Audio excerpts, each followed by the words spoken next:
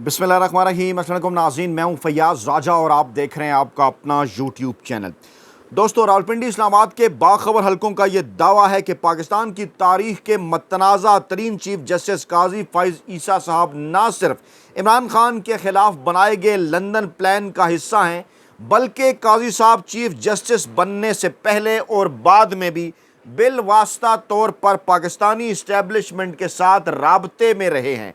जी हाँ, बड़ा इंकशाफ। ज़राए ये भी दावा करते हैं कि काजी फ़ाइज़ ईसा साहब को रेफरेंस से बचाने के लिए इस्टेब्लिशमेंट की जानिब से बाकायदा तौर पर खुफिया किरदार अदा किया गया ताकि उन्हें मुस्तकबिल में इमरान खान के ख़िलाफ़ इस्तेमाल किया जा सके।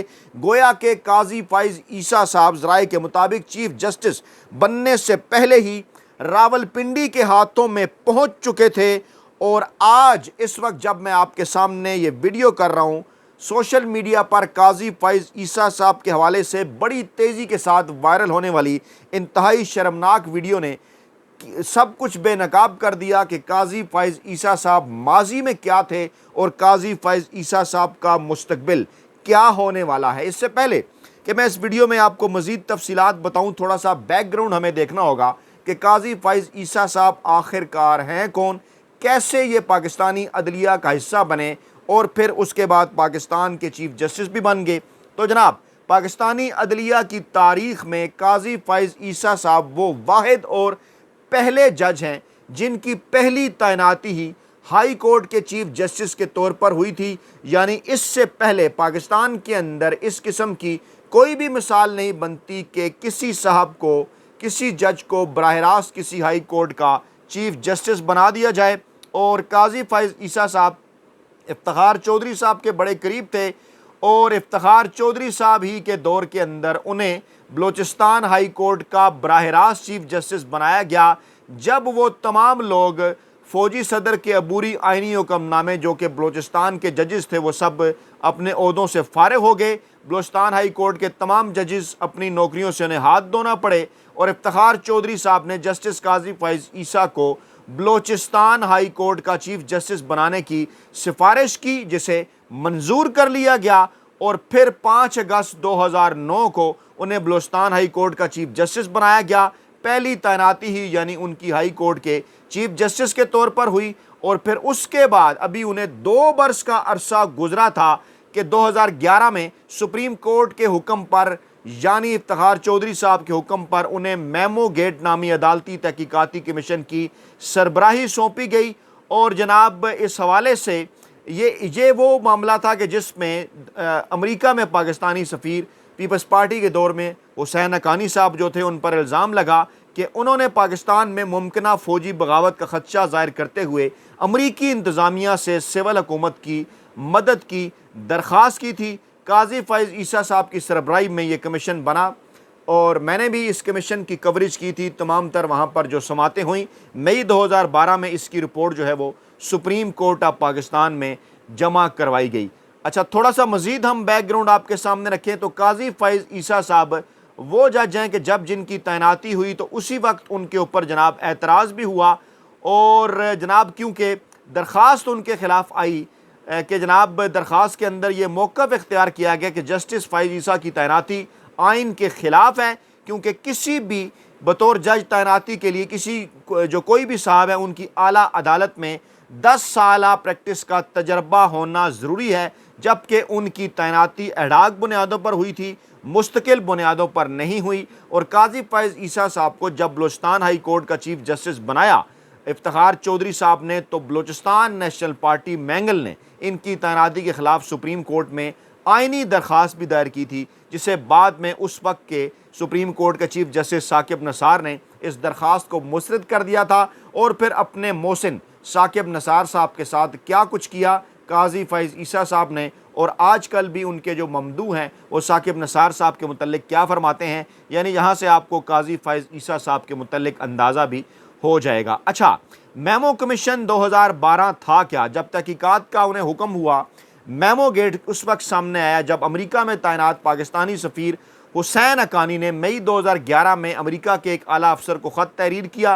पीपल्स पार्टी की हुकूमत थी, उनके और इस्टेब्लिशमेंट के दरमियान कशीदगी थी। ये केस अमरीकी निजात ताजर मंसूर इजाज़ साहब सामने लाए थे और उस वक्त के जो अपोजिशन लीडर थे नवाज शरीफ साहब, उन्होंने 2011 में सुप्रीम कोर्ट में दरख्वास्त दायर की। अब ये नेक्सस आपने समझना है, इफ्तिखार चौधरी साहब चीफ जस्टिस हैं, नवाज शरीफ साहब अपोजिशन लीडर हैं, उस वक्त की इस्टेब्लिशमेंट उनके पीछे है और काजी फैज़ ईसा साहब को मेमो गेट कमीशन का सरबराह बनाया जाता है बाद में, जिसकी वजह से हुसैन हक्कानी साहब जो है उनको इस्तीफ़ा भी देना पड़ा। अच्छा, अब इस मामले में उन्होंने कहा क्या? जब ये सारा मामला उनके सामने आया तो इस मामले के ऊपर काजी साहब ने जो रिपोर्ट जमा कराई, वो रिपोर्ट भी बड़ी दिलचस्प थी।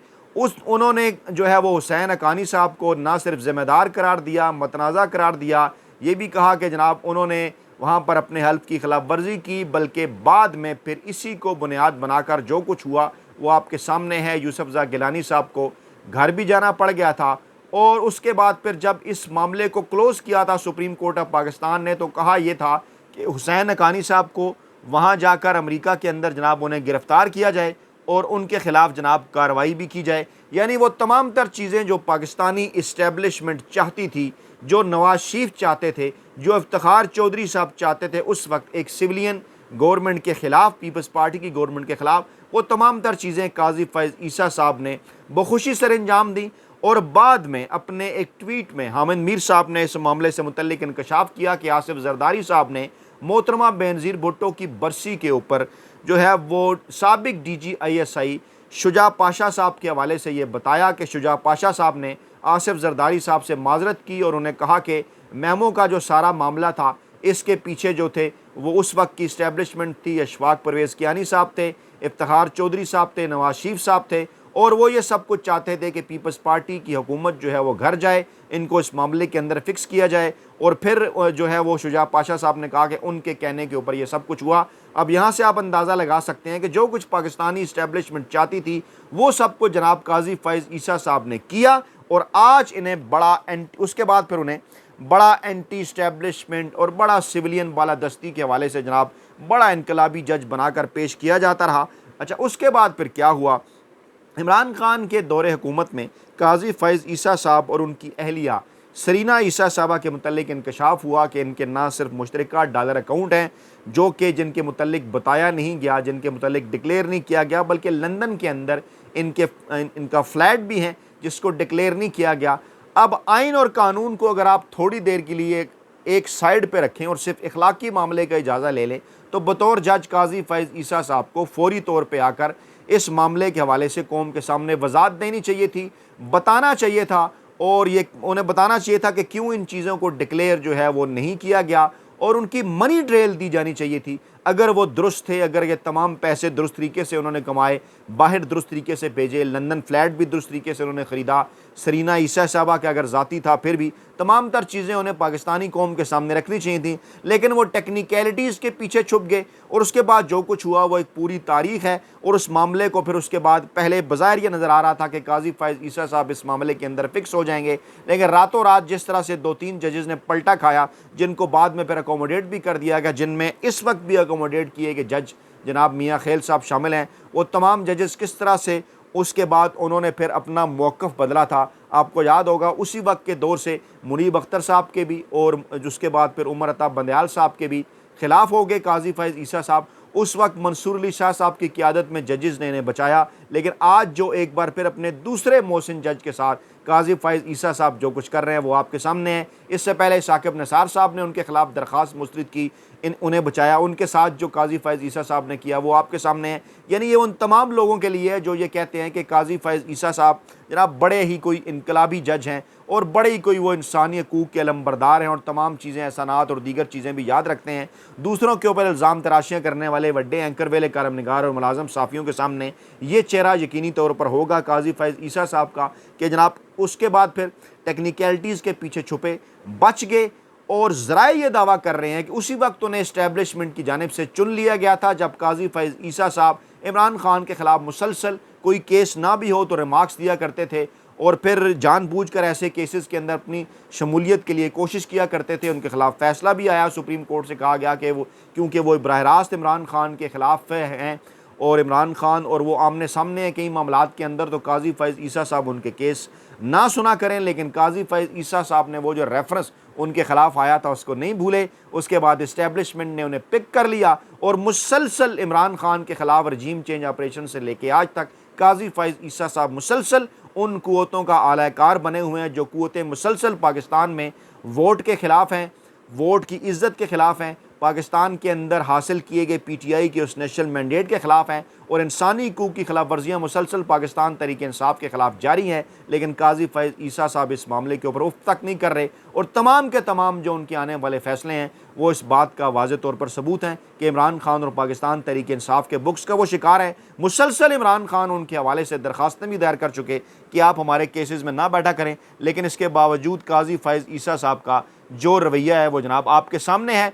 और होता क्या है, काजी फैज़ ईसा साहब के मुतल्लिक जो साबिक वज़ीर-ए-आज़म हैं, पाकिस्तान के अहम तरीन ओहदा होता है साबिक वज़ीर-ए-आज़म का, शाहिद खाकान अब्बासी साहब, उन्होंने भी बयान दिया कि ओहदे पर रहने या ना रहने का फ़ैसला अब इंसान के अपने हाथ में होता है। काजी फैज़ ईसा साहब को इस बात का फ़ैसला कर लेना चाहिए कि उन्हें इज़्ज़त चाहिए या तोसी, अपना टाइम मुकम्मल करके फ़ौरी तौर पर उन्हें रुखसत हो जाना चाहिए और तोसी या ओहदे या ज़्यादा ओहदे पर रहने का फ़ैसला इंसान के अपने हाथ में होता है। लेकिन यह भी हाथ में होता है कि उन्हें इज़्ज़त चाहिए या फिर ओहदा चाहिए। मुल्क इस वक्त सियासी अदम इस्तेकाम का शिकार है। मुल्क को आइन के मुताबिक चलाने के अलावा कोई ऑप्शन नहीं है। आइनी तरमीम हो रही है, पार्लियामेंट बेखबर है, रात की तारीकी में आइन पर डाका डालने की कोशिश हो रही है। काजी फैज़ ईसा साहब को फिलफौर अपना टाइम पूरा करके रुखसत होना चाहिए। पाकिस्तान में इलेक्शन चोरी हो चुका है, किसी ने कोई सबक नहीं सीखा, अवाम के मैंडेट को चोरी किया गया, नवाज शरीफ ने वोट को इज़्ज़त दो के बयानिए को छोड़ दिया।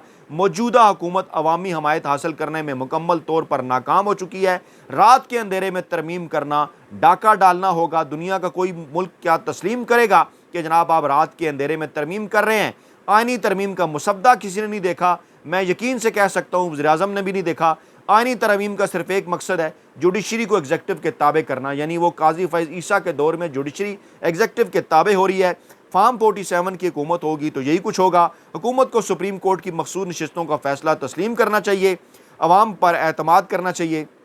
लेकिन इन तमाम तर चीज़ों के बावजूद काजी फैज़ ईसा साहब मुल्क में आइन और कानून को रोंदने के हवाले से जो तैयारियां मुकम्मल है उसमें मुकम्मल तौर पर इस चुनतखब हुकूमत के साथ हैं, मुकम्मल तौर पर इस्टेब्लिशमेंट के साथ खड़े हुए हैं, सिर्फ़ और सिर्फ इमरान खान के बुक्स पर, सिर्फ़ और सिर्फ इस बात से कि जनाब उनके ख़िलाफ़ एक रेफरेंस इमरान खान के दौरे हुकूमत में आया था। हालांकि उन्हें तो ज़्यादा कॉन्शियस हो जाना चाहिए।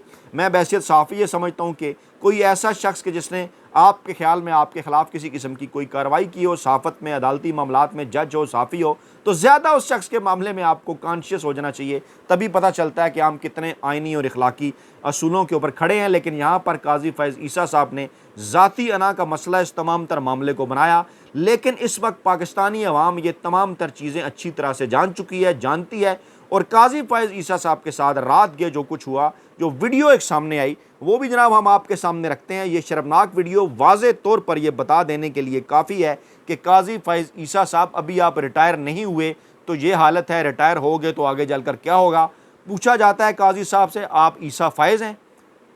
और जब पता चलता है कि ईसा फैज़ हैं तो फिर कहा जाता है लानत हो आप पर।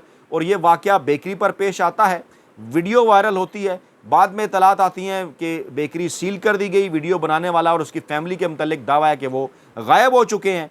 और काजी साहब से लोग रिक्वेस्ट कर रहे हैं कि काजी साहब ऐसा ना करें। यहाँ पर अगर आप कहते हैं जमहूरियत या बाकी सारी चीज़ें तो फिर आवाम को बोलने का हक़ है। ये मैं वीडियो भी आपके सामने रख रहा हूँ, ज़रा गौर से सुनिएगा आखिर तक कि इस वीडियो के अंदर जनाब हो क्या रहा है और काजी फैज़ ईसा साहब के मुतल्लिक क्या कहा जा रहा है। और काजी फैज़ ईसा साहब अभी तो आप रिटायर भी नहीं हुए। ये देख सकते हैं एक बेकरी का मंजर है और जनाब काजी फैज़ ईसा साहब, एहलिया भी साथ उनकी मौजूद है, कुछ ख़रीद रहे हैं, पूछ रहे हैं कि इस डब्बे में कितनी चीज़ें आती हैं और आगे से उनसे क्या पूछा जाता है। थोड़ी सी मैं वायरल आगे ले आप सुन सकते हैं जी, डब्बे में कितने आते हैं जी। एक डब्बे में कितने आते हैं? कैसा आप ईसा फैज़ हैं? आप ईसा फैज़ हैं? आप ईसा फैज़ हैं? आप ईसा फैज़ हैं? जी। कल पढ़ते हो ऑर्डर नहीं?